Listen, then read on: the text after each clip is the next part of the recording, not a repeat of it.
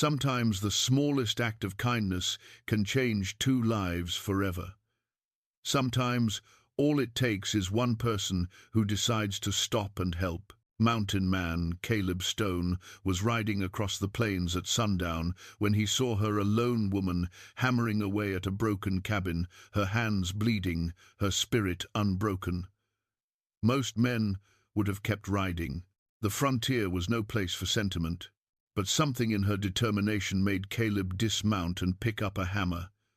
That single choice would set both their lives on a path neither saw coming. What made a man who'd spent 15 years alone in the wilderness risk everything for a stranger? Before we jump back in, tell us where you're tuning in from, and if this story touches you, make sure you're subscribed, because tomorrow I've saved something extra special for you. Caleb Stone had been many things in his 43 years. A son, a husband, a lawman, a homesteader. But for the last 15 years, he'd been nothing more than a shadow moving through the mountains of Wyoming territory, a man who preferred the company of pine trees and elk to people. The high country suited him. It asked no questions. It made no demands beyond the basic requirements of survival. Up there, in the thin air where eagles nested and snow lingered into July, a man could forget, or at least, he could try. He'd come down from the mountains 3 days prior, his pack horse laden with beaver pelts and fox furs, destined for the trading post in Lodgepole. It was his twice-yearly ritual, the only time he ventured near civilization.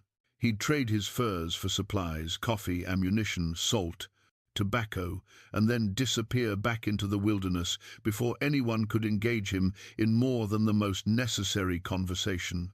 The trader, an old German named Klaus, had learned long ago not to press Caleb with questions or idle talk. Money changed hands, goods were exchanged, and Caleb would be gone before sunset. But this trip had been different. Klaus had been laid up with a broken leg, and his daughter Margaret minded the store. She'd been friendly, chatty even, asking about his health and whether he'd had a good season.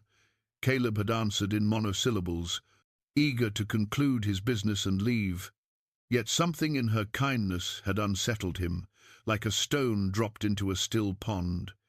It reminded him of a time when such simple human warmth had been part of his daily life. Now, riding across the open plains as the sun descended toward the distant mountains, Caleb felt that same unsettled feeling. The sky was ablaze with color, deep oranges bleeding into purples and reds, the kind of sunset that made a man stop and take notice whether he wanted to or not. His horse, a sturdy roan mare named Dust, picked her way across the scrub grass with the patient gait of an animal that knew her rider was in no particular hurry. The plains stretched out in all directions, vast and empty. Or so Caleb thought until movement caught his eye. He reined Dust to a halt, his hand instinctively moving to the rifle in his saddle scabbard. Out here, caution kept a man alive. But as his eyes focused on the distant figure, his hand relaxed. Not a threat, just a person. A woman, by the looks of it, working at something near a half-collapsed structure. Caleb sat motionless, watching. The structure was a cabin, or had been once. Now it was little more than a skeleton, 3 walls standing, one collapsed entirely, the roof sagging dangerously to one side. And there, in the failing light, a lone woman swung a hammer at a beam that clearly had no intention of cooperating. Even from this distance, Caleb could see her determination in every movement, the way she adjusted her grip and swung again when the first blow failed to drive the nail home. He should ride on. It was the sensible thing to do. The sun was setting, and he had miles to cover before he could make camp in a decent spot. Besides, whatever troubles that woman faced were her own. The frontier was harsh, and everyone who lived out here knew the terms. You survived on your own merit, your own strength, your own will. Help was a luxury few could afford to give or receive. Yet Caleb didn't move. He sat there on Dust, watching the woman work as shadows lengthened across the plains. There was something in her persistence that spoke to him, something that reached past his carefully constructed walls of solitude. She wasn't giving up. The cabin was barely standing, her tools were inadequate, and darkness was coming, but she kept swinging that hammer. It reminded him of Sarah. The thought came unbidden, and with it a wave of memories he usually kept locked away. Sarah, working their garden in the early morning light, her dark hair pulled back, dirt under her fingernails, humming softly as she planted seeds. Sarah, laughing at his clumsy attempts to fix the chair he'd broken. Sarah, stubbornly insisting she could help him frame their barn, even in her 6th month of pregnancy, her determination overriding his protests. Sarah, who died giving birth to their daughter.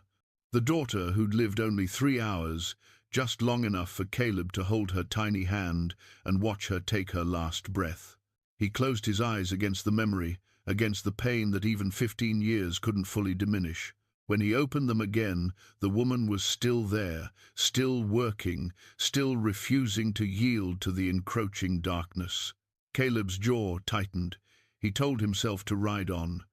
Told himself that getting involved in someone else's struggle would only bring complication and pain. Told himself that he'd left that part of his life behind, the part where he cared, where he helped, where he allowed himself to feel anything beyond the simple rhythm of survival. But his hands, seemingly of their own accord, guided Dust forward. The mare responded without hesitation, carrying him across the plains toward the failing cabin and the woman who refused to abandon it. As they drew closer, Caleb could see more details. The woman was younger than he'd thought, perhaps not yet 30. Her dress was worn and patched, her hair the color of honey in the sunset light, escaping from a braid that had long since given up any pretense of organization. Her hands, he noticed as he drew alongside the cabin, were bleeding. Raw and blistered, they gripped the hammer with a determination that bordered on desperation. She hadn't noticed him yet, so focused was she on her task. Caleb dismounted slowly, quietly, not wanting to startle her. He tied Dust to what remained of a fence post and stood for a moment, watching. The woman raised the hammer again, brought it down, missed the nail entirely, and let out a sound of pure frustration. Without a word, Caleb walked to where a pile of timber lay scattered in the dirt. He selected a straight piece, tested its weight, and carried it to the wall she was trying to repair. He set it in place, holding it steady with one hand while reaching for a nail from the pouch at his belt. The woman spun around, hammer raised like a weapon, her eyes wide with shock and fear.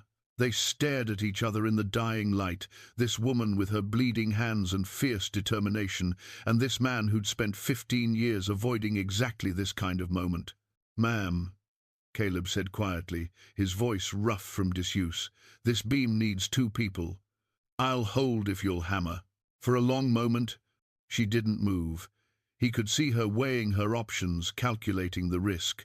A lone woman on the frontier learned to be cautious, learned that trust could kill you as surely as a rattlesnake or a winter storm. But then her eyes flickered to the beam he was holding, to the cabin that was more ruin than shelter, to the darkness that was coming whether she was ready or not. "All right," she said finally, her voice barely above a whisper. "All right." They worked in silence as the sun disappeared below the horizon and the first stars began to appear. Caleb held timbers while she nailed them in place. When her arms grew too tired to swing the hammer effectively, he took it from her without asking, and she held the board steady. They moved around each other with the careful courtesy of strangers, but with each nail driven home, each board secured, something shifted between them. Not trust, not yet, but perhaps the beginning of it. The recognition that sometimes survival meant accepting help, and sometimes healing meant offering it. Dawn came cold and clear, painting the plains in shades of gold and amber. Caleb woke to find himself still at the cabin, his bedroll spread beneath a cottonwood tree some 20 yards from where the woman slept inside the partially repaired structure. He hadn't planned to stay. Had told himself he'd work until full dark and then ride on, make camp a few miles distant. But somehow the night had passed with him here, keeping watch without quite admitting that's what he was doing. He stood slowly, his joints protesting the cold ground, and walked to where dust was hobbled. The mare nickered softly, and Caleb ran a hand along her neck, taking comfort in her solid warmth. Smoke rose from the cabin's makeshift chimney. The woman was awake then. He should saddle up and leave before she emerged, before awkward morning conversations could take place. That would be the sensible thing. Instead, he found himself gathering wood for the fire. The cabin door opened as he approached with an armful of split logs, and the woman stepped out into the morning light. She looked different in daylight, still young, still worn by hardship, but there was strength in her face that the shadows had hidden. Her honey-colored hair was neatly braided now, and she'd wrapped her damaged hands in clean cloth. "You're still here," she said, and Caleb couldn't quite read her tone. Surprise, certainly, but also something else. Relief, maybe. "Saw you needed wood," he replied, moving past her to stack the logs beside the door. "I have coffee," she offered. "It's not much, but it's hot." Caleb hesitated, every instinct telling him to decline, to mount up and ride out while he still could. But the smell of coffee drifted from the cabin, and he realized he hadn't tasted proper coffee in 3 days. Klaus's daughter had offered him some at the trading post, but he'd been too eager to leave to accept. Coffee would be good, he heard himself say. Inside, the cabin was sparse but clean. A bedroll in one corner, a small trunk, a makeshift table fashioned from boards and tree stumps. The fire crackled in a stone hearth that looked recently repaired. The woman poured coffee into 2 tin cups, and they sat across from each other at the table, the silence stretching between them. "I'm Emma," she said finally. "Emma Crawford. Caleb Stone." "Thank you, Mr. Stone. For last night, I don't know what I would have done if you hadn't stopped." Caleb wrapped his hands around the warm cup, studying the dark liquid rather than meeting her eyes. Emma laughed, but there was no humor in it. "I'm not managing at all, Mr. Stone. I'm barely surviving." She paused, and when she spoke again, her voice was quieter. "My husband died 6 months ago. Logging accident up in the hills. He'd spent 2 years building this cabin, getting ready for us to start our life here. It was his dream. Good land, good water, room to grow." She gestured to the walls around them. He'd just finished the roof when the tree fell wrong. Caleb felt the familiar weight of grief settle over the conversation. He knew that weight, carried it with him every day. "I'm sorry," he said, and meant it. "Everyone's sorry," Emma replied. "Sorry doesn't fix a cabin or plant a field or keep the wolves away at night." She stopped herself, shaking her head. "I apologize. That was unkind. You've been nothing but helpful, and here I am being bitter. You've earned some bitterness." Emma looked at him then, really looked at him, and Caleb felt exposed under her gaze. "You've lost someone too," she said softly. It wasn't a question. He didn't answer, but his silence was answer enough. They drank their coffee as the sun climbed higher, and gradually Emma told him more. How she'd been living with her sister in Lodgepole after her husband Thomas died. How her brother-in-law had made it clear she was a burden, another mouth to feed. How she'd decided to come back to the cabin, to finish what Thomas had started, even though everyone told her she was mad. A woman alone on the frontier, trying to homestead. It was suicide, they said. She'd be dead before winter.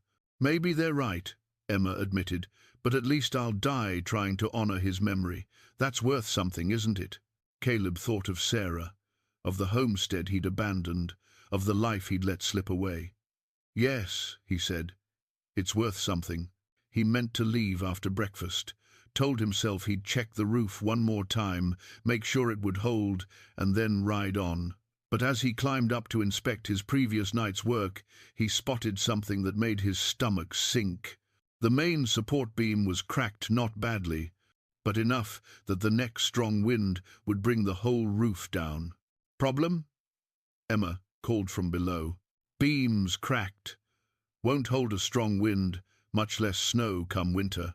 Emma's face fell. "Can it be fixed?" Caleb studied the damage, calculating. Need to reinforce it. Couple days' work, maybe 3. I can't ask you to stay that long. You didn't ask. The words came out before he could stop them, before he could think about what he was committing to. But that roof will kill you if the beam gives way. Can't leave it like that. Something passed across Emma's face, gratitude mixed with something deeper, something that made Caleb uncomfortable in a way he couldn't quite name. Just a couple more days, he added, as much to reassure himself as her. Then I'll be on my way. But the universe, it seemed, had other plans. They worked through the morning, Caleb cutting and shaping a support beam, while Emma cleared debris and sorted through Thomas's tools. Around midday, Caleb felt a change in the air, a particular quality to the light that any man who'd spent years in the wilderness would recognize. He straightened, scanning the horizon, and his suspicions were confirmed.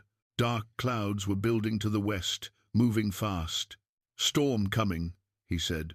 Emma looked up, following his gaze. "How long?" "Few hours, maybe less. And it's going to be bad." They both understood what that meant. The cabin was barely standing as it was. A strong storm would tear it apart, leaving Emma with nothing. All of Thomas's work, all of her desperate hope, scattered across the plains like so much kindling.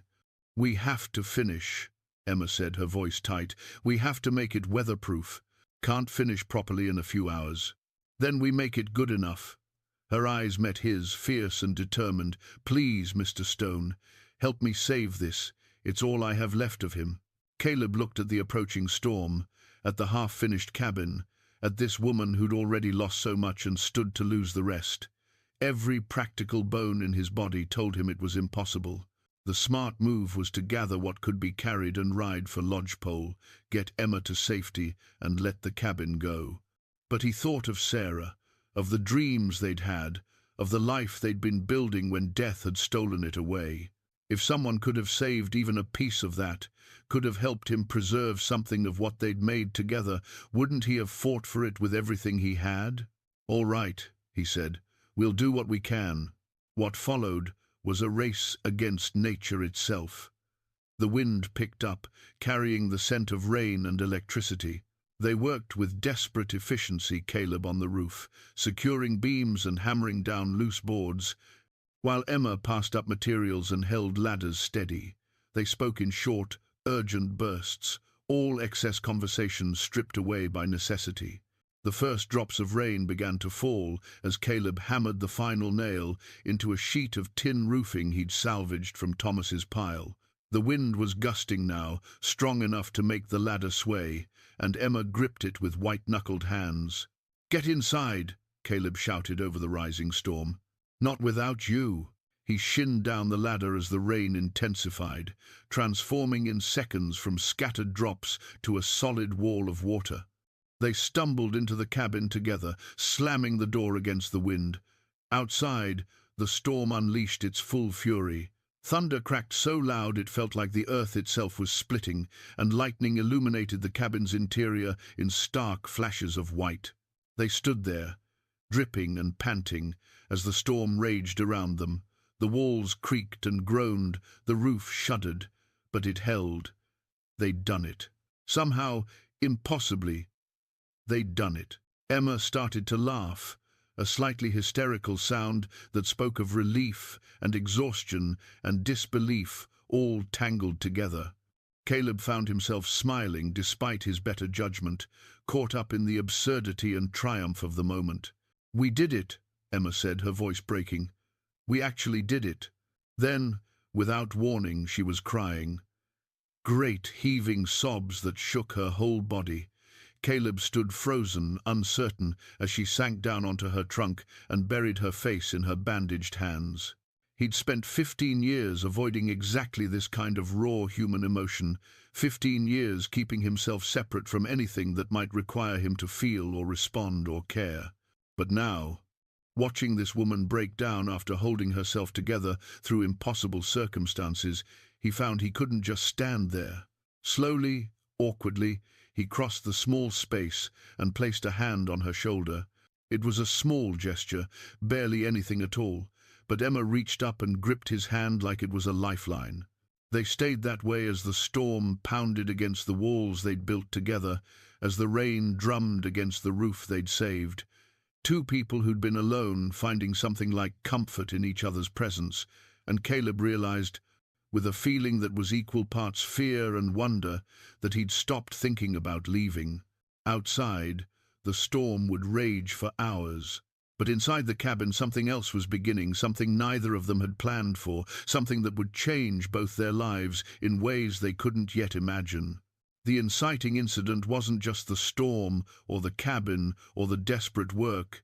It was this moment, this connection, this crack in the armor Caleb had spent 15 years building, and somewhere deep down, in a place he'd thought was dead, something began to stir back to life.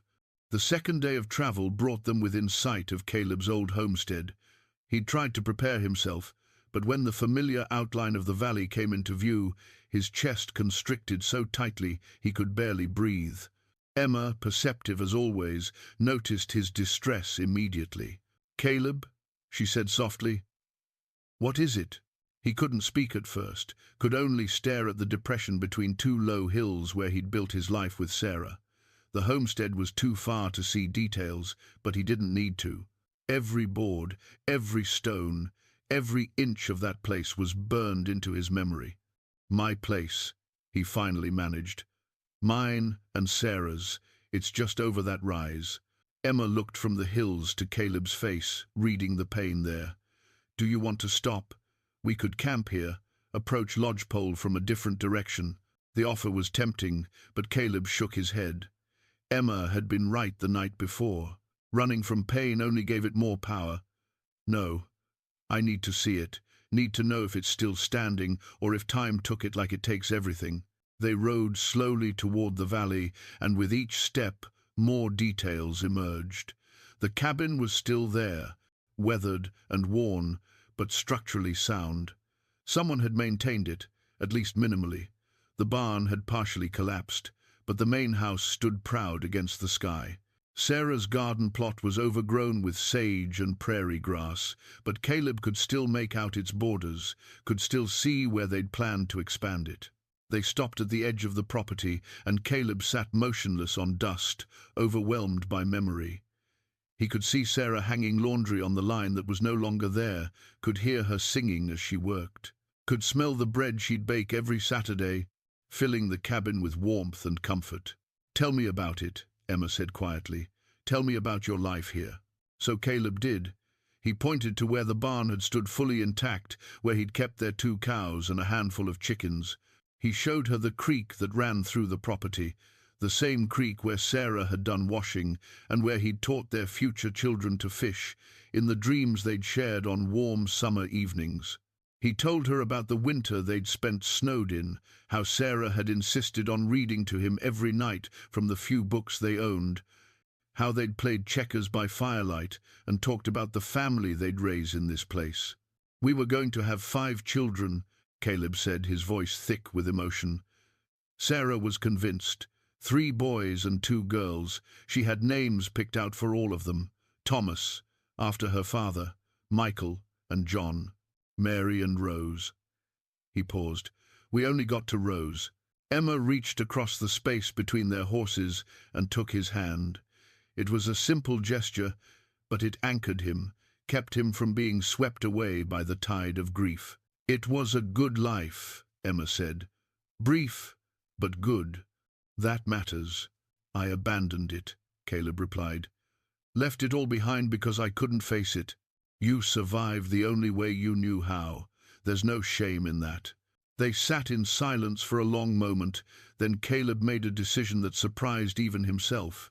"I want to see inside, just for a moment."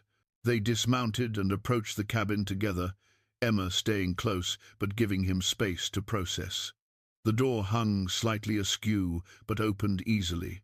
Inside, the space was dusty and filled with cobwebs, but it was remarkably intact.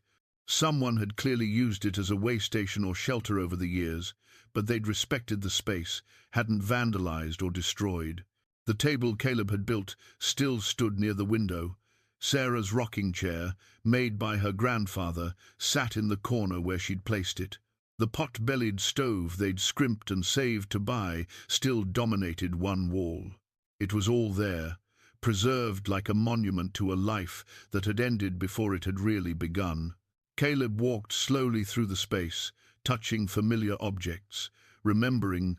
He opened the trunk where they'd kept their clothes and found some of Sarah's things still there, a shawl she'd worn, a bonnet, a pair of gloves.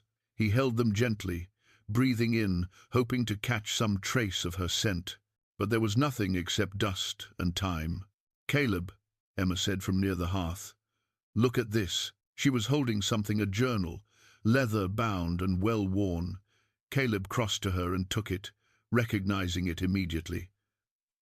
She'd written in it nearly every day, recording her thoughts and dreams and the small details of their daily life. His hands trembled as he opened it, and Sarah's handwriting greeted him like a voice from beyond the grave. The entries were mundane, weather observations, lists of chores, notes about their animals, but woven through them was Sarah's essential optimism, her unwavering faith that everything would work out well in the end. He flipped to the last entries, from the weeks before she died, and there, in her careful script, he read, "The baby kicks so strongly now, she's eager to meet the world, I think." Caleb felt her move today and got the most wonderful smile on his face. He'll be such a good father. I know he worries about being strong enough, capable enough, good enough, but he's already all those things and more. I see it in how gentle he is with me, how carefully he tends to everything we're building here. I'm so grateful that this is the man I chose, the man who chose me. Whatever comes, I know we'll face it together, and our daughter will know she's loved every single day of her life. Caleb's vision blurred as tears he hadn't allowed himself to shed in 15 years finally broke free. Emma moved to him, wrapping her arms around him as he wept for Sarah, for their daughter, for all the lost years and lost possibilities. "She knew you loved her," Emma murmured. "She knew, Caleb." When the storm of grief finally passed, Caleb felt different. Lighter, somehow, as if the tears had washed away some of the weight he'd been carrying. He carefully placed the journal in his saddlebag, a piece of Sarah to carry with him, not as a burden, but as a reminder of the good that had been. They rode toward Lodgepole in the afternoon light, and though Caleb's heart was still heavy, it was no longer crushed. Seeing the homestead hadn't destroyed him as he'd feared. Instead, it had given him something unexpected. Permission. Permission to remember Sarah with joy instead of only pain. Permission to honor what they'd had without being imprisoned by its loss. Permission, perhaps, to imagine a future that wasn't defined entirely by the past. As they approached the outskirts of town, Emma broke their comfortable silence. "Thank you for sharing that with me, for trusting me with something so precious." "Thank you for being there," Caleb replied. "I don't think I could have faced it alone. You're stronger than you think. Maybe. Or maybe I'm just finally tired of being alone." Emma smiled, and in that smile, Caleb saw understanding and something else, possibility. But before he could examine that feeling too closely, they crested the final rise, and lodgepoles spread out before them. The town was bigger than Caleb remembered, probably nearing 300 souls now. New buildings had sprung up along the main street, and there was even a church with a proper steeple. Progress had come to the frontier, while he'd hidden in the mountains. As they rode down the main street toward the trading post, Caleb noticed people staring. Some faces were familiar, though aged by the years. Others were new, but all of them were curious, and many were judgmental. An older woman actually turned her back as they passed, her disapproval clear as day. "Mrs. Henderson," Emma said quietly, "one of Thomas's distant relations. She never approved of our marriage, thought Thomas could do better." "Her opinion doesn't matter," Caleb said. "In a small town, everyone's opinion matters." They tied their horses outside Klaus's trading post, and Caleb felt a flutter of anxiety. He'd traded here for years, but always quickly, keeping conversation minimal. Now he was arriving with a woman, and people would talk, would assume things, would spread gossip that could damage Emma's reputation. "Emma," he started, but she held up a hand. "I know what I'm doing, Caleb. I made this choice with my eyes open." She met his gaze steadily. "You've helped me more than I can ever repay. If people want to think poorly of me for accepting that help, that's their burden to carry, not mine." Her courage shamed him. Here he was, worried about gossip, while Emma faced potential social ruin with her head held high. He offered her his arm, and together they walked into the trading post. Klaus's daughter Margaret was behind the counter, and her eyes widened when she saw them. "Mr. Stone, I didn't expect to see you again so soon. And Mrs. Crawford, how are you? We heard about Thomas. Such a tragedy." "Thank you, Margaret," Emma replied with dignity. "I'm managing. Actually, that's why we're here. I need supplies." As Emma began discussing her needs with Margaret, Caleb wandered the store, ostensibly looking at goods, but actually listening to the murmured conversations happening near the door. 3 men had entered behind them, and their voices carried clearly in the small space. "That's Emma Crawford, ain't it? The widow." "Yep. And that's Caleb Stone with her. Used to be marshal hereabouts, before he went strange and took to the mountains." "Strange is right. What's he doing with her? They ain't married. Use your imagination, Frank. Young widow, older man, 2 days on the trail. Don't take much figuring." Caleb's jaw tightened, anger building in his chest. He'd dealt with gossip and judgment before, but hearing them talk about Emma that way made his blood boil. He started toward the men, ready to defend her honor, but a hand on his arm stopped him. "Don't," Emma said quietly. She'd finished with Margaret and must have heard the conversation too. "They're not worth it. Let them think what they want. They're insulting you. They're revealing their own small minds. That's their problem, not ours." But before Caleb could respond, the door burst open and a man strode in with the confidence of someone who owned the place. He was tall, well-dressed for the frontier, with a carefully groomed beard and calculating eyes. 3 other men followed him, clearly hired muscle. "Emma Crawford," the man said, his voice smooth as oil. "I'd heard you were back at Thomas's cabin. Surprised to see you've survived this long." "Benjamin Hartwell," Emma replied, her voice cool. "I'm managing just fine, thank you." Hartwell's eyes slid to Caleb, assessing him in the way a predator sizes up potential threats. "And who's your friend?"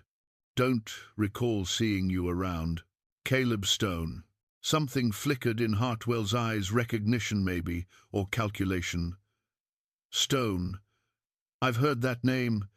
You used to be a marshal, didn't you?" "Used to be." "Well, Mr. Used-to-be Marshal, I wonder if Emma has told you about our arrangement." Hartwell turned to Emma with a smile that didn't reach his eyes. "About the land sale?" Emma's face paled. "There is no arrangement, Mr. Hartwell. I've told you repeatedly. Now, Emma, we've discussed this. Your late husband owed certain debts. The land is a fair settlement. Thomas didn't owe you anything. He paid for that land in full." "Prove it." Hartwell's smile widened. "Show me documentation." Emma's silence was answer enough. Caleb knew what that meant. The papers had likely been destroyed in a fire or simply never properly filed. On the frontier, many transactions were based on handshakes and trust, not legal documents. "That's what I thought," Hartwell continued. "So here's what's going to happen. You have 3 days to vacate the property. After that, my men will remove you forcibly if necessary." He tipped his hat in mock courtesy. "Good day, Mrs. Crawford, Mr. Stone." As Hartwell and his men left, Caleb felt everything click into place: the calculated cruelty, the legal manipulation, the predatory targeting of a vulnerable widow. He'd seen men like Hartwell before, men who used the law as a weapon against those who couldn't defend themselves. Emma stood frozen, her face ashen, and Caleb felt something inside him shift and harden. For 15 years he'd hidden from responsibility, from caring, from involvement in the messy complications of other people's lives. But looking at Emma's devastation, at the injustice being perpetrated against her, he felt his old martial instincts roar back to life. He'd run long enough, hidden long enough. It was time to stop being afraid of losing and start fighting for something worth keeping. And Emma Crawford, with her strength and her determination and her refusal to give up, was definitely worth fighting for. They gathered Emma's supplies in tense silence. The joy of their earlier journey completely evaporated. Caleb could see Emma struggling to maintain her composure, her hands shaking slightly as she paid Margaret for flour, salt, and coffee. The transaction complete, they loaded the goods onto the pack horse and prepared to leave town. "Wait here," Caleb said. "There's something I need to do." Before Emma could respond, he was already walking toward the largest building on the main street, the saloon that doubled as a hotel and meeting hall. If memory served, this was where the town's unofficial business got done, where deals were made and disputes were settled, and more importantly, it was where Benjamin Hartwell would likely be holding court. Caleb found him at a corner table, whiskey glass in hand, entertaining his men with some story that had them laughing roughly. When Hartwell saw Caleb approaching, his expression shifted from amusement to wariness. "Mr. Stone, come to plead your lady friend's case." "Come to hear yours," Caleb replied, pulling out a chair uninvited and sitting across from Hartwell. "This debt you claim Thomas Crawford owed, what was it for?" Hartwell leaned back, studying Caleb with calculating eyes. "Goods purchased on credit at my trading post up north. Total came to nearly $200. $200 for a homestead that size? That's steep. The land is worth what someone's willing to pay for it. And I'm willing to pay $200. Generous, considering Mrs. Crawford has no documentation proving ownership. Convenient that you're also the creditor and the buyer." Hartwell's smile hardened. "I'm a businessman, Mr. Stone. I see opportunities and I take them. Nothing illegal about that." "No," Caleb agreed. "But taking advantage of a widow might be legal without being right. Right doesn't build empires, Stone, and I didn't survive this long by letting sentiment cloud my judgment." Hartwell drained his whiskey and poured another. "But I'll tell you what. Since you seem so concerned about the widow's welfare, make me an offer. You buy the debt, you buy her problems. Otherwise, stay out of matters that don't concern you." Caleb stood slowly. "I think you'll find they concern me more than you realize." He left before Hartwell could respond, but not before catching the flash of concern in the man's eyes. Good. Let him wonder. Let him worry about what a former marshal might do when he decided to stop running from responsibility. Emma was waiting by the horses, her face tight with barely controlled emotion. "What did you say to him?" "Nothing that helped," Caleb admitted. "But I got a better sense of what we're dealing with. He's a predator, Emma. He's done this before, and he'll do it again, unless someone stops him." "How can we stop him? I have no papers, no proof. Thomas handled all that, and whatever documents he had burned in the fire last spring." Emma's voice cracked. "I should have been more careful, should have made copies, filed them properly. Now I'm going to lose everything because of my own carelessness." "You're not losing anything," Caleb said with more certainty than he felt. "There has to be a way to prove your ownership. Land office records, witnesses, something." They rode out of town as the sun began its descent, neither speaking much. The weight of Hartwell's threat hung over them, transforming what should have been a straightforward supply run into something far more serious.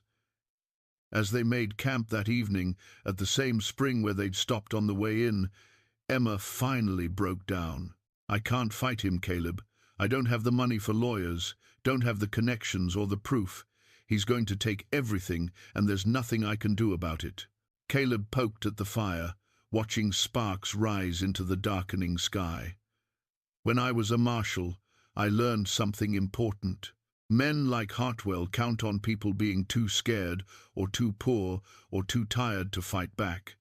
They prey on the vulnerable because they think no one will stand up for them." He looked at Emma across the flames. But you're not alone anymore, and I'm not going to let him steal from you. Why? Emma's voice was soft, vulnerable. Why do you care so much? You could ride away tomorrow, back to your mountains, and none of this would touch you. It was a fair question, and Caleb owed her an honest answer. Because for 15 years I've been half alive, going through the motions of surviving but not really living. Because I was afraid to care, afraid to connect, afraid to risk losing something again. He paused, choosing his words carefully. But you've shown me something these past weeks. You've shown me that running from pain doesn't make it go away. It just makes you smaller, until there's almost nothing left of who you used to be. So this is about you needing to prove something to yourself? No. Caleb met her eyes. This is about me finally being honest enough to admit that I care about you, about what happens to you, about the life you're trying to build. He took a breath. I'm not saying this right. I'm out of practice at feeling things, at saying what matters. But Emma, these weeks with you have reminded me of who I used to be before grief hollowed me out, and I don't want to go back to those mountains. Don't want to go back to being alone. Emma's eyes glistened in the firelight. Caleb, I know it's too soon. Know you're still grieving, Thomas, and I'm still carrying Sarah with me everywhere I go. But maybe two broken people can help each other heal. Maybe we can build something new out of all these broken pieces. For a long moment, Emma didn't respond. Then she stood and crossed to his side of the fire, sitting close enough that their shoulders touched. I started falling for you the moment you picked up that hammer, she said quietly, a stranger who stopped to help for no reason except that it was the right thing to do. That told me everything I needed to know about who you are. They sat together as the fire burned down to embers, not speaking, just being present with each other and with the possibilities opening up between them. It was peaceful and terrifying all at once, this vulnerability, this connection, this willingness to let someone matter again. So what do we do? Emma finally asked. About Hartwell? We fight, Caleb said simply. We go back to your cabin, and we prepare. We find proof of your ownership if it exists. We gather witnesses. We document everything. And if that doesn't work, he paused, considering. If that doesn't work, we find another way. Legal, if possible. You sound like a marshal again. Maybe I am again. Or maybe I'm just a man who's tired of watching injustice happen while he does nothing. They rode back to the cabin the next day, both of them hyper-aware that the clock was ticking. 3 days, Hartwell had said. 3 days to vacate or be forcibly removed. It wasn't much time, but it would have to be enough. As they worked together that evening, preparing the cabin for whatever might come, Caleb felt something he hadn't experienced in years. Purpose. Not just the simple purpose of daily survival, but something deeper. The sense that his life meant something, that his choices mattered, that he was part of something larger than his own solitary existence. He caught Emma watching him as he repaired a loose board on the door frame, and when their eyes met, she smiled. It was a small thing, that smile, but it carried weight. Trust, affection, hope. Caleb smiled back and realized that somewhere in the past weeks, without quite noticing when it happened, he'd stopped running. He'd stopped hiding from life and started living it again. And though the future was uncertain, though Hartwell's threat loomed large and the possibility of loss was real, Caleb found he didn't regret it. Because Emma was right. The pain of potential loss was only so great because what he stood to lose mattered so much. And after 15 years of feeling nothing, the sharp sting of caring was almost a relief. That night, as he lay near the fire one more time, Caleb pulled out his wooden box. He opened it slowly, looking at Sarah's belongings, at the physical remnants of a life they'd shared. And for the first time, he felt he could honor her memory without being destroyed by it, could carry her with him without letting grief be his only companion. I think you'd like her, he whispered to the darkness, to Sarah's memory. I think you'd understand. I hope you'd want this for me, this chance to live again, to care again, to maybe even love again." The night offered no answer, but Caleb felt a sense of peace settle over him nonetheless. Tomorrow would bring its own challenges. Hartwell would need to be faced, Emma's land would need to be defended, and the future was anything but certain. But tonight, for the first time in 15 years, Caleb Stone felt ready to face whatever came, because he wasn't alone anymore, and that made all the difference. The next morning brought visitors. Caleb heard the horses before he saw them, 4 riders approaching from the east, backlit by the rising sun. He was outside checking the fence line he'd been repairing, and something in the deliberate way they approached set off every warning instinct he'd honed during his years as a marshal. "Emma," he called. "Stay inside." She emerged anyway, wiping her hands on her apron, and her face went pale when she recognized the lead rider. Benjamin Hartwell, flanked by 3 hard-looking men who wore their guns with the ease of frequent use. But it was the 4th man, hanging back slightly from the others, who made Caleb's blood run cold. Jack Morrison. Older now, greyer, but unmistakably the same man who'd served as Hartwell's enforcer in territorial disputes 15 years ago. The same man who'd been involved in at least 3 suspicious deaths that Caleb had never been able to prove. The same man who'd disappeared when Caleb had gotten too close to building a case against him. If Morrison was working for Hartwell, this was far worse than a simple land grab. The riders stopped 20 feet from the cabin, and Hartwell dismounted with theatrical courtesy. "Mrs. Crawford, Mr. Stone, I hope we're not intruding." "You are," Emma said, her voice steady despite her obvious fear.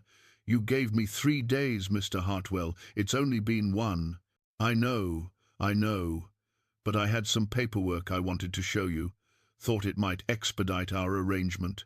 He pulled a document from his coat and held it out.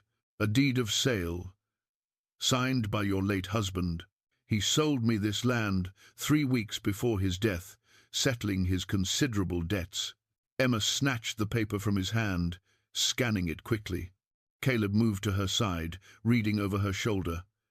The document looked official, proper stamps, legal language, and at the bottom a signature that did indeed appear to be Thomas Crawford's name. "This is a forgery," Emma said, but her voice wavered. "Thomas would never have sold without telling me. Men don't always tell their wives everything, especially when it comes to their failures." Hartwell's voice was falsely sympathetic. "I'm sorry, Mrs. Crawford, but the law is clear. The land is mine. I'm giving you until tomorrow morning to gather your belongings and leave peacefully." "Tomorrow? You said 3 days. I said 3 days before I'd remove you forcibly. I'm being generous by giving you until tomorrow to leave on your own terms." Hartwell's expression hardened. "Don't test my patience." Caleb stepped forward, his hand resting casually near his pistol. "That document is fake. The signature might be close, but I'm betting the dates don't match up. Thomas Crawford couldn't have sold this land 3 weeks before his death because he was working on it right up until the accident. And you know this how, Mr. Stone? Were you here?" Hartwell smiled coldly. "No. You were hiding in the mountains, running from your responsibilities. So forgive me if I don't put much stock in your theories." Morrison spoke for the first time, his voice gravelly with age and whiskey. "Caleb Stone. Been a long time, Marshal. Not a marshal anymore, Jack, and you should be in prison. Should be a lot of things. But here we are." Morrison's hand drifted toward his gun. "You planning on making trouble?" The moment stretched taut between them, dangerous and electric. Caleb calculated odds and angles, 4 of them, 2 of him and Emma wasn't armed. Even with his skills, this could go badly if guns were drawn. But Emma's voice cut through the tension. "Get off my land, all of you. I'll be consulting a lawyer about this supposed deed, and until I do, you have no legal right to be here." Hartwell laughed. "A lawyer? With what money, Mrs. Crawford? Legal proceedings cost money you don't have, and I suspect you'll find most lawyers in the territory reluctant to take on a case against me." He remounted his horse. "Tomorrow morning, Mrs. Crawford, be gone by then, or my men will help you leave. And trust me, you won't enjoy their methods." The four men rode off, leaving Caleb and Emma standing in the yard, the forged deed still clutched in Emma's shaking hands.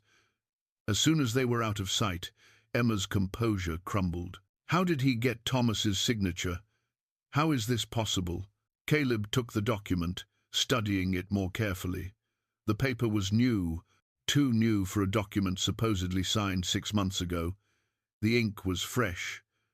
But the signature, that was the troubling part. It wasn't just similar to Thomas's hand, it was nearly perfect. "Someone who knew Thomas signed this," Caleb said slowly.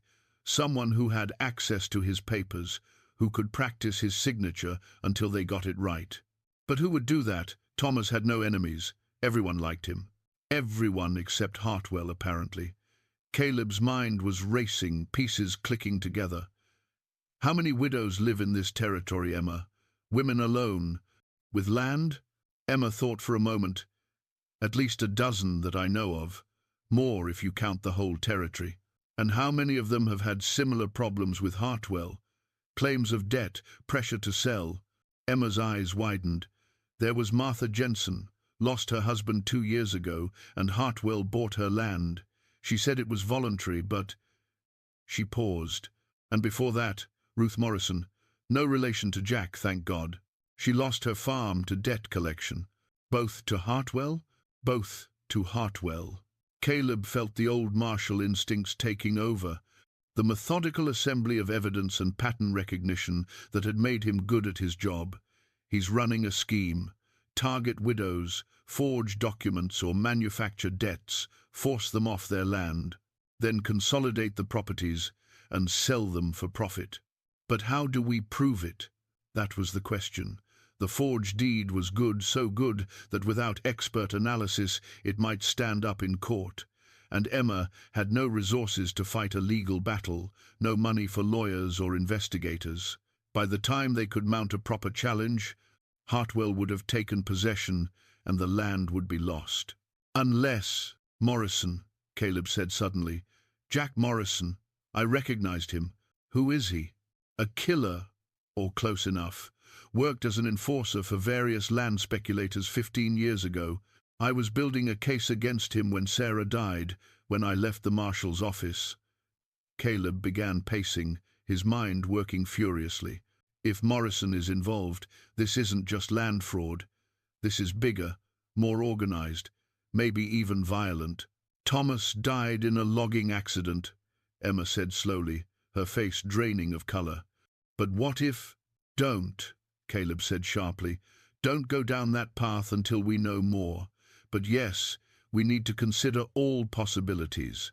They spent the rest of the morning searching through Thomas's belongings, looking for anything that might help prove the deed was forged.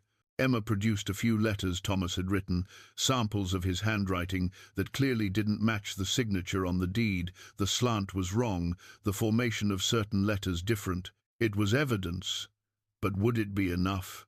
As afternoon approached, Caleb made a decision. I need to ride to the territorial capital. There's someone there who can help if he's still in his position. Who? Judge Marcus Morrison, Jack's older brother, though they've been estranged for 20 years. He was appointed territorial judge about the time I left the marshal's service. If anyone can expedite an investigation into Hartwell's activities, it's him. That's 3 days' hard ride, Caleb. You won't be back before Hartwell's deadline. I know, but it's our best chance. He gripped her shoulders gently.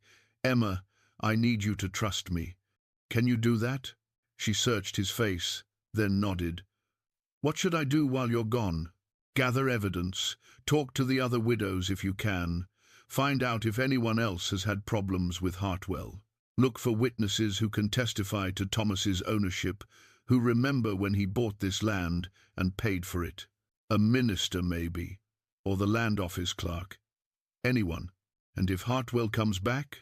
Caleb pulled out his spare pistol, checked that it was loaded, and handed it to Emma.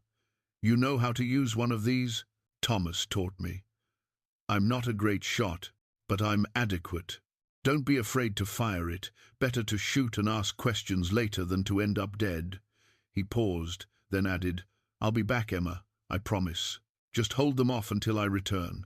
What if you can't make it back in time? Then you do what you have to do to survive. Run if you must, hide if you can, but whatever you do, don't let them take you alive. Men like Morrison don't leave witnesses." The fear in Emma's eyes nearly broke him, but Caleb couldn't afford to be gentle. She needed to understand the danger, needed to be prepared for the worst. He spent the next hour preparing for the journey, checking Dust's shoes, packing light but sufficient supplies, making sure his rifle was clean and his ammunition plentiful. Emma watched silently, her arms crossed, clearly trying to maintain her composure. As the sun began to set, Caleb was ready to ride, but before he could mount, Emma crossed to him and took his hands in hers. "Come back to me," she said simply. "Whatever happens, promise me you'll come back." Caleb wanted to promise, wanted to guarantee that everything would work out, that justice would prevail, that they'd have their happy ending. But he'd been a lawman long enough to know that life rarely offered such certainties. Instead, he pulled Emma close and kissed her a gentle, tender kiss that spoke of all the things he couldn't put into words. The caring he felt for her, the hope she'd given him, the future he wanted but didn't dare promise. When they parted, Emma's eyes were bright with unshed tears. "That's not a promise, Caleb Stone. It's the best I can offer." "But Emma," he cupped her face in his hands, "if something happens to me, if I don't make it back, don't stay here. Don't try to fight Hartwell alone.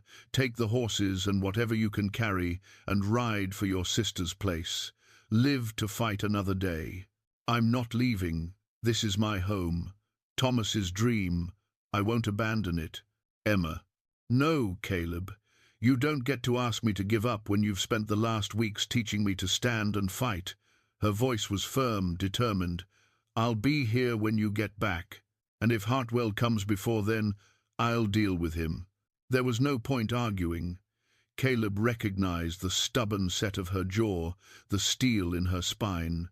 She'd made her choice, and nothing, he said, would change her mind. "Then hold the cabin," he said. "Bar the door, keep the gun close, and trust no one except me."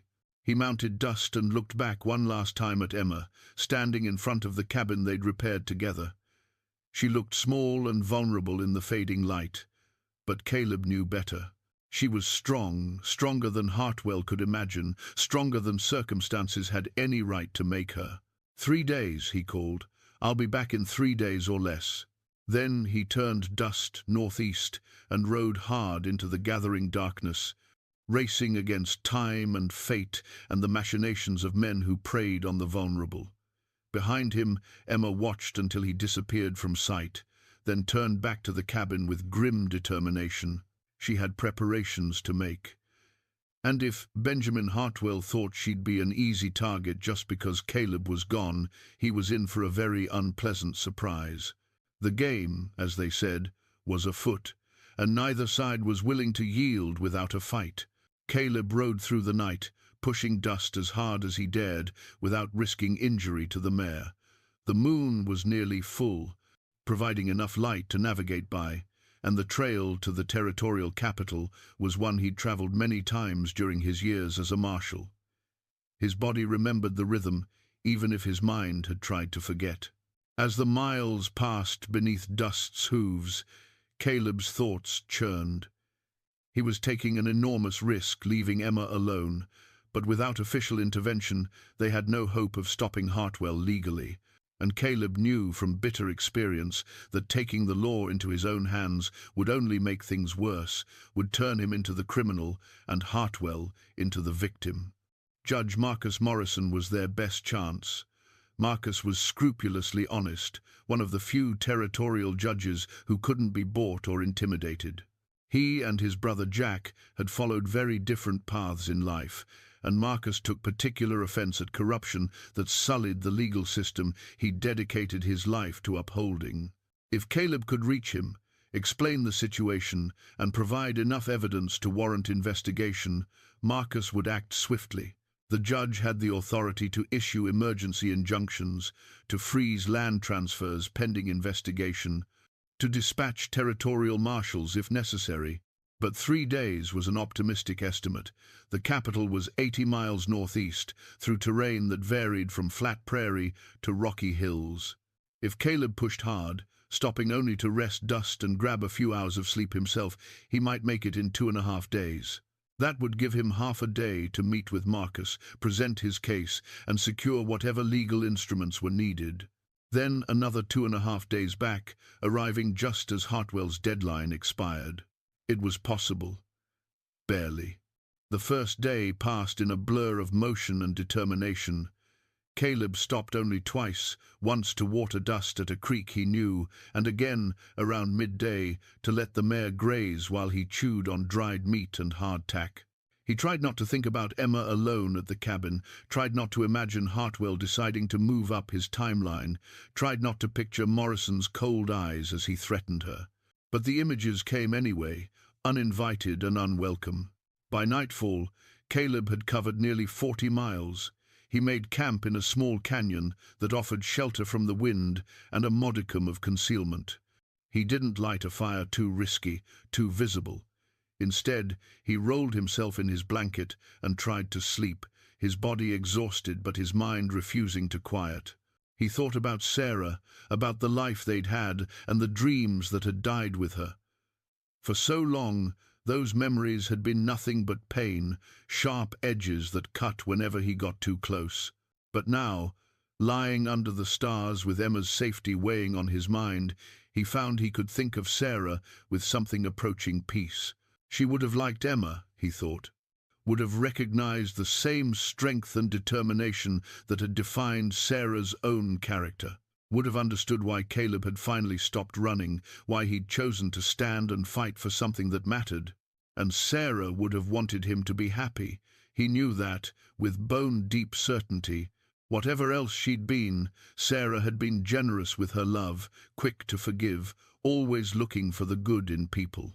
She wouldn't want him to spend the rest of his life alone and grieving. She'd want him to live fully, to love again, to find purpose and connection. The realization brought tears to Caleb's eyes, not tears of grief, but of release. He pulled out the wooden box that held Sarah's belongings, opened it in the moonlight, and looked at each item one last time. Then, gently, he closed it and tucked it away. Not discarding it, not forgetting, but acknowledging that it was time to let his present and future mean as much as his past. "Thank you," he whispered to Sarah's memory, "for everything, for loving me, for showing me what it meant to build a life with someone, for being patient with my grief all these years." He paused, searching for the right words. "I think I'm ready now, ready to move forward, ready to open my heart again. I hope you understand. I hope, wherever you are, you're at peace." The night offered no answer, but Caleb felt lighter nonetheless. He slept fitfully for a few hours, then rose before dawn to continue his journey. The second day was harder. Dust was tiring, and Caleb had to slow their pace to avoid breaking the mare down. He traded speed for steadiness, maintaining a ground-eating trot that covered miles without exhausting his mount. Around midday, he stopped at a small settlement, barely more than a trading post, and a few scattered buildings to buy grain for dust and fresh provisions for himself. The trader, a grizzled man named Silas, recognized Caleb immediately. "Stone, that you? Hell, I thought you were dead, heard you'd gone into the mountains and never came out." "Still alive, Silas. Need supplies, and I'm in a hurry." Always were a man of few words. Silas gathered the requested items, eyeing Caleb with curiosity. "What's got you riding so hard? You look like you're racing the devil himself." "Close enough." "How far to the capital from here?" 40 miles, give or take. "You planning to get there today?" "Hoping to arrive by tomorrow morning." Silas whistled. "That's ambitious. You'll kill your horse." "She'll make it. She's tougher than she looks." As Caleb paid for the supplies, Silas leaned across the counter. Word of advice, Stone. Whatever trouble you're heading toward, think twice. Man like you, been out of the game for years, it's not like riding a bicycle. Takes time to get your edge back. Some things you never forget. Maybe, but some things forget you. Just watch yourself. Caleb thanked him and continued on, but Silas's words nagged at him. Was he being foolish, trying to reclaim a role he'd abandoned 15 years ago? He wasn't a marshal anymore. Wasn't even sure he was the same man who'd worn that badge with such confidence. But then he thought of Emma, and doubt evaporated. This wasn't about being a marshal or reclaiming past glory. This was about protecting someone he cared about from people who would hurt her without a second thought. That didn't require a badge or official authority. It just required determination and a willingness to do what was necessary. He rode through the afternoon and into the evening, finally stopping when darkness made further travel dangerous. He was close now, maybe 20 miles from the capital. If he left before dawn, he could arrive by mid-morning, conduct his business, and start back by afternoon. That night, sleep came easier. Caleb was exhausted down to his bones, and even worry couldn't keep him awake for long. He dreamed of the cabin, of Emma standing in the doorway with sunlight behind her, of a future that felt tantalizingly possible if he could just move fast enough, be smart enough, protect what mattered. He woke to find snow falling light, dry flakes that wouldn't amount to much but signaled winter's approach. The season was changing. Soon the plains would be impassable, the mountains locked in by deep snow. Whatever happened with Hartwell, it needed to happen soon. Emma couldn't survive a winter alone in that cabin without proper supplies and preparation. Caleb reached the territorial capital just after 9 in the morning. It was a substantial town by frontier standards, nearly 1,500 people, with proper streets, multiple shops, a territorial office building, and a courthouse that doubled as the judge's chambers. Caleb tied dust outside the courthouse and climbed the stone steps with weary determination. Inside, a clerk looked up from his paperwork with obvious surprise. "Can I help you?" "I need to see Judge Morrison. It's urgent." "The judge is in session. He won't be available until this afternoon at the earliest." "This can't wait. People's lives are at stake." The clerk's expression shifted from mild annoyance to concern. "What's the nature of the emergency?" "Land fraud. Possibly murder. A woman is in danger right now, and I need the judge's authority to intervene. I'll see what I can do." "Your name?" "Caleb Stone. Tell him I was a territorial marshal under his jurisdiction 15 years ago." The clerk's eyebrows rose, but he nodded and disappeared through a door behind his desk. Minutes crawled by. Caleb paced the small waiting area, every nerve on edge. He was close now, so close to getting the help they needed. But every minute delayed was another minute. Emma was alone and vulnerable. Finally the door opened and the clerk emerged. "Judge Morrison will see you immediately. Third door on the right." Caleb didn't waste time thanking him. He strode down the indicated hallway and knocked once before entering. Judge Marcus Morrison looked up from his desk, and recognition flashed across his weathered face. He was in his 60s now, silver-haired and dignified, but his eyes were as sharp as Caleb remembered. "Caleb Stone. I'd heard rumors you were still alive, but I didn't quite believe them." Marcus stood and extended his hand. "It's been a long time. Too long, Your Honor, and I wish I were here for a social call, but I'm not. So I gathered. Have a seat and tell me what's brought you down from your mountain hermitage." Caleb sat and laid out the situation as concisely as possible. Emma's land, Thomas's death, Hartwell's forged deed, the presence of Jack Morrison, the pattern of similar cases involving other widows. He produced the forged deed and the samples of Thomas's handwriting Emma had provided, explaining the discrepancies. Marcus listened without interruption, his expression growing increasingly grave. When Caleb finished, the judge sat back in his chair and steepled his fingers. "My brother," he said quietly, "I should have known Jack would surface eventually. I'd hoped prison had reformed him, but a leopard doesn't change its spots. Prison? When was Jack in prison? 10 years ago. I personally tried the case cattle rustling and assault. He served 7 years, got out on good behavior 3 years ago. I've had people keeping tabs on him, but he's been careful. No obvious criminal activity. Until now. Until now, Marcus agreed. Though if what you're telling me is accurate, he's been very careful about covering his tracks. This Hartwell fellow is the front man, and Jack provides the muscle and intimidation in the background. Can you help? Can you issue an injunction freezing the land transfer?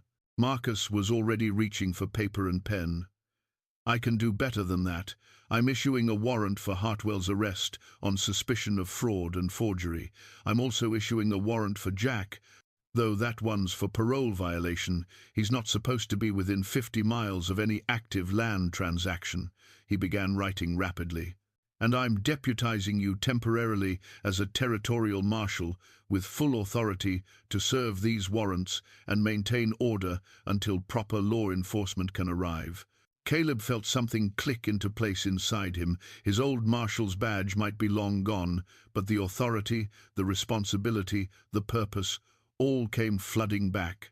Thank you, Your Honor. Don't thank me yet. Jack's dangerous, and if Hartwell is as ruthless as you describe, this could get bloody. Marcus looked up from his writing. Are you prepared for that possibility?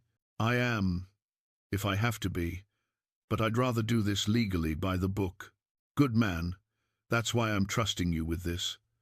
Marcus finished writing, affixed his seal, and handed Caleb 3 documents, the warrants, and his temporary marshal credentials. These are valid for 30 days or until a permanent marshal can be assigned to the case, whichever comes first. Use them wisely, Caleb, and watch yourself. Jack always was a snake, and from what you're telling me, he's only gotten more venomous with age.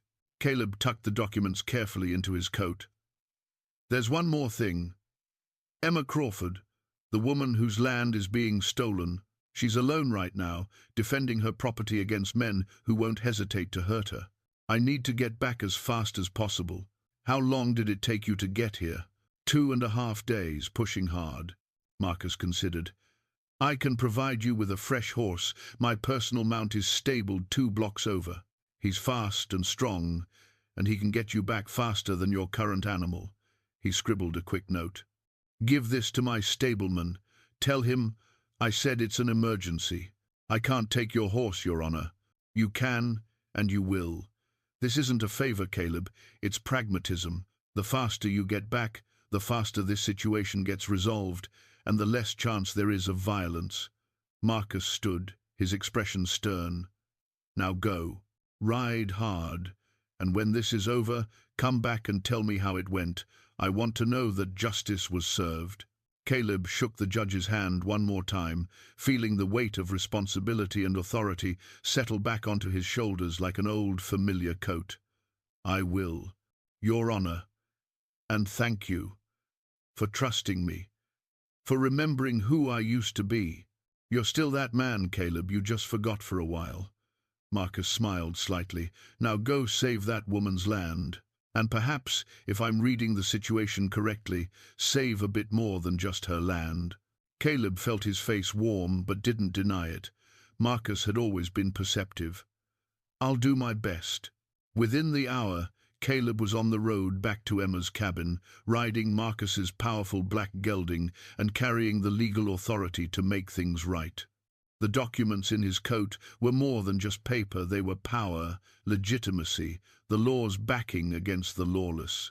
But as he rode, Caleb couldn't shake a growing sense of urgency. Emma was alone. Hartwell was impatient.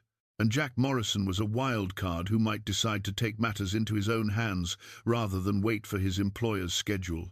Caleb pushed the gelding hard, racing the clock and his own fears. He'd made it to the capital in 2.5 days. With Marcus's fresh horse, he might make it back in 2. He had to. Because if something happened to Emma while he was gone, if Hartwell hurt her or worse, all the legal authority in the world wouldn't matter. Some losses were permanent, some wounds never healed.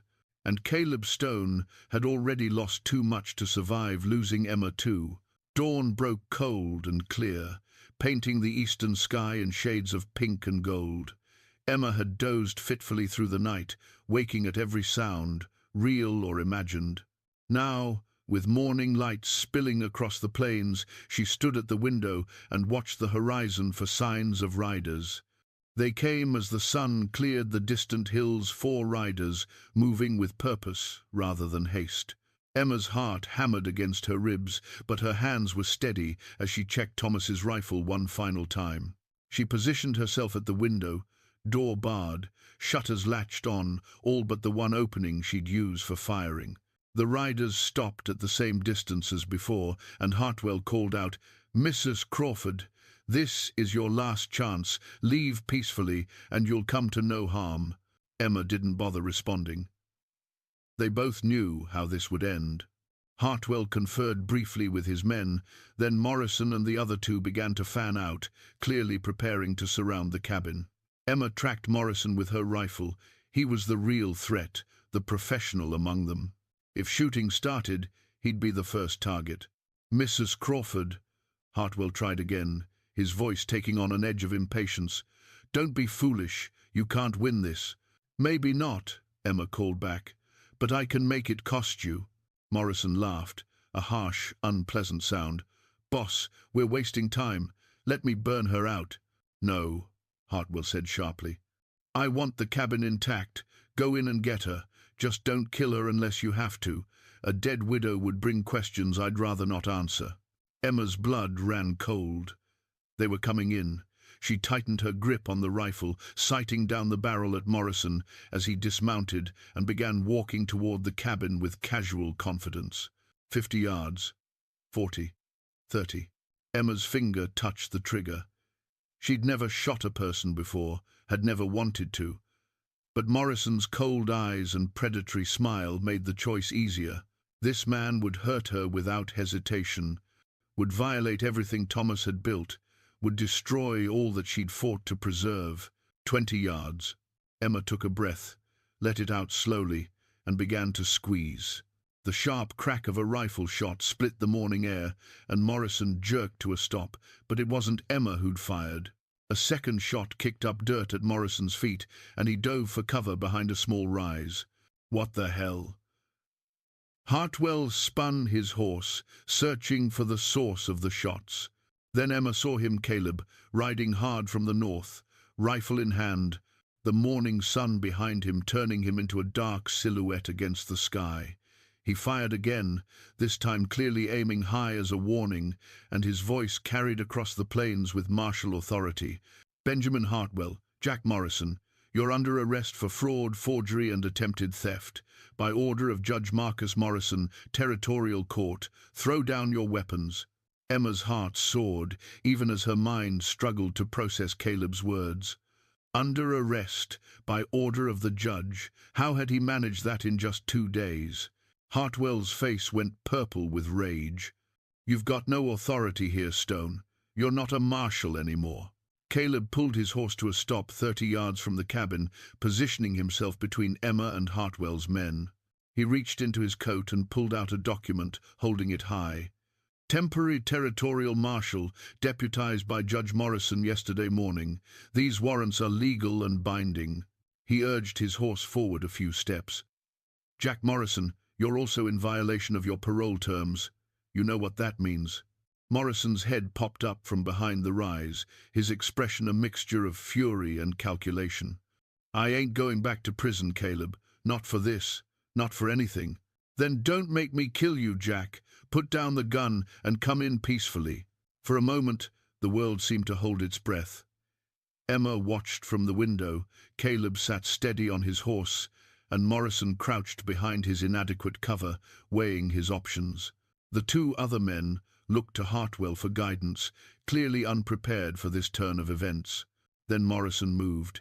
He came up fast, gun raised, not toward Caleb but toward the cabin, toward Emma. Caleb's rifle cracked once, and Morrison spun and fell, clutching his shoulder. Not a killing shot, but enough to take him out of the fight. "Anyone else?" Caleb's voice was cold as winter. Any other man here wants to test whether I've lost my edge?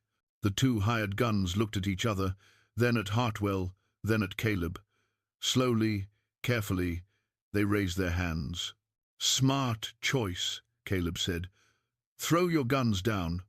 All of you. Hartwell, that includes you." Hartwell's face was a mask of impotent rage, but he complied, tossing his pistol to the ground. "This isn't over, Stone. I have lawyers. I have connections. That deed is legal, and you know it. The deed is a forgery, and I have handwriting samples to prove it." Caleb dismounted, keeping his rifle trained on the group. "I also have testimony from 6 other widows that you've run this scheme on before. Judge Morrison is very interested in hearing all about your business practices." Emma emerged from the cabin, rifle in hand, and crossed to Caleb's side. Their eyes met, and in that moment 1,000 words passed between them without being spoken. "You came back," Emma said softly. "I promised I would." "That wasn't exactly a promise. It is now." Behind them, Morrison groaned in pain, and Hartwell cursed under his breath. But Emma and Caleb barely noticed. The battle was over. The war was won. And standing together in the morning light, surrounded by the evidence of what they'd fought for, both of them understood that they'd found something worth more than land or law or victory. They'd found each other. And that changed everything. 3 weeks had passed since that cold dawn when Caleb rode in with warrants and authority, turning what could have been tragedy into triumph. The territorial marshal who'd arrived 2 days later had taken Hartwell, Morrison, and the hired guns into custody, transporting them to the capital for trial. Judge Morrison had personally overseen the proceedings, and the evidence, both the forged deed and testimony from multiple victims, had been overwhelming. Hartwell was sentenced to 10 years in territorial prison for fraud and conspiracy. Jack Morrison, with his parole violation added to new charges of assault and attempted extortion, would spend the rest of his life behind bars. The hired guns, offered leniency for their testimony against their employers, received lighter sentences but would serve time nonetheless. Justice, it seemed, had finally caught up with Benjamin Hartwell's schemes. For Emma, the ordeal's resolution brought more than legal vindication. The Territorial Land Office had officially recorded her ownership, issuing a proper deed that no one could challenge. But more than that, the other widows Hartwell had victimized had begun the process of reclaiming their stolen properties. Some of the land was lost forever, sold to innocent third parties who couldn't be dispossessed, but much of it would return to its rightful owners, and restitution was being arranged for the rest. It was a good outcome, as outcomes went. Not perfect, nothing ever was on the frontier, but good enough, fair enough, just enough. Now, as Emma stood on the cabin's new porch, the one Caleb had finally finished building, she reflected on how much had changed in just a few short weeks. The cabin that had been half-collapsed ruins was now solid and complete, smoke rising steadily from its chimney, curtains Emma had sewn hanging in the windows. The land that had nearly been stolen was hers, legally and beyond question. And the life she'd thought ended with Thomas's death had somehow found new purpose, new direction, new hope. Caleb emerged from the barn carrying an armload of firewood, and Emma felt warmth spread through her chest that had nothing to do with the afternoon sun. He'd stayed, as she'd known he would, not from obligation or duty, but from choice, from desire, from the slow-growing love that had taken root between them during those weeks of working side by side. They hadn't rushed into anything. Both of them carried too much history, too much grief, to move carelessly into the future. But they'd talked. Long conversations by firelight about Sarah and Thomas, about loss and healing, about what it meant to honor the past while embracing the present. They'd found common ground in their scars, comfort in their shared understanding of what it meant to survive loss and find the courage to risk caring again. "Thinking deep thoughts?" Caleb asked as he stacked the wood beside the door. "Just counting my blessings. Find many, more than I expected." Emma smiled at him. Considerably more. Caleb crossed to her side, and they stood together looking out across the land that was truly Emma's now, land that represented not just Thomas's dream, but the future she and Caleb were beginning to build together. "I was thinking," Caleb said carefully, "winter's coming. Snow will be here within a month. And while this cabin's solid, it's small for two people living together long term." Emma's heart beat faster, but she kept her voice light. "Is that so? Could add a room, come spring, maybe two. There's good timber in the hills, and I know my way around a saw." He paused. "If you were agreeable to it, to expanding the cabin, to me staying permanently, not as a hired hand or a helper, but as—" He stopped, searching for words. "As your partner, in all ways." Emma turned to face him fully, seeing the vulnerability in his eyes, the hope he was trying not to show too obviously. This man who'd spent 15 years alone, who'd hidden from life and connection, was offering her everything. His present, his future, his carefully guarded heart. "Caleb Stone," she said softly, "are you asking me to let you stay? I'm asking if you'll have me. Not to replace Thomas, that wouldn't be right or even possible, but to build something new with you, something that honors what we've both lost while creating what we both need." Emma reached up and cupped his weathered face in her hands. "I started falling for you the moment you picked up that hammer. You know that, don't you?" "I hoped. Wasn't sure. I'm sure. I'm sure. I want you here, not just for winter, but for all the seasons to come. I'm sure that what we have is real and right, and worth building a life around." She paused, then added, "But Caleb, I need to know you're not staying out of obligation. Not because you feel you have to protect me or finish what Thomas started. I need to know you're staying because you want to, because this is where you choose to be."